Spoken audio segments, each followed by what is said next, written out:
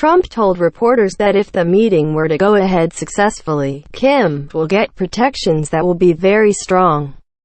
Donald Trump. U.S. President Donald Trump, right, meets with NATO Secretary General Jens Stoltenberg in the Cabinet Room at the White House in Washington, D.C. Nicholas Cam, AFP, Washington. U.S. President Donald Trump tried to put his summit with North Korea's Kim Jong-un back on track on Thursday, May 17, offering the North Korean leader guarantees of staying in power if he abandons nuclear weapons, as prospects for a historic summit next month between the two leaders dimmed. Trump told reporters that if the meeting were to go ahead successfully, Kim will get protections that will be very strong. Advertisement: he'd be in his country and running his country.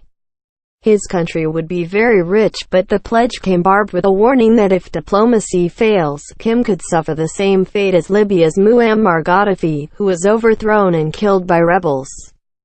Trump's comments came as Pyongyang appeared to cool to the idea of the sit-down in Singapore on June 12. Blaming U.S. demands for unilateral nuclear abandonment, Trump suggested Kim's about-face may have been at the behest of Chinese leader Xi Jinping. Advertisement: it could very well be that he's influencing Kim Jong-un, Trump said, citing a recent meeting between the pair, their second in a month's time. We'll see what happens. For decades, Washington has watched in horror as North Korea, propped up by trade with China, has made a series of technological leaps toward building a missile capable of carrying a nuclear weapon to U.S. cities. That grim achievement is now within reach, prompting Trump to launch a campaign of maximum pressure on the regime, coupled with the offer of talks. A series of landmark meetings between Kim and his South Korean counterpart and between North Korean and U.S. officials had made diplomacy look like the more likely avenue. Libya model: after months of photo ops and diplomatic backslapping, a North Korean official was quoted as saying the summit may not go ahead. The official also groused about Trump's national security advisor John Bolton, who referred to Libya as a model for denuclearization. In 2003, Gaddafi agreed to the elimination of his country's nuclear program and chemical weapons arsenal to gain sanctions relief. But Trump and Pyongyang appeared to zero in on what happened a decade later following the Libyan revolution, when NATO-backed rebels ousted the government and killed Gaddafi.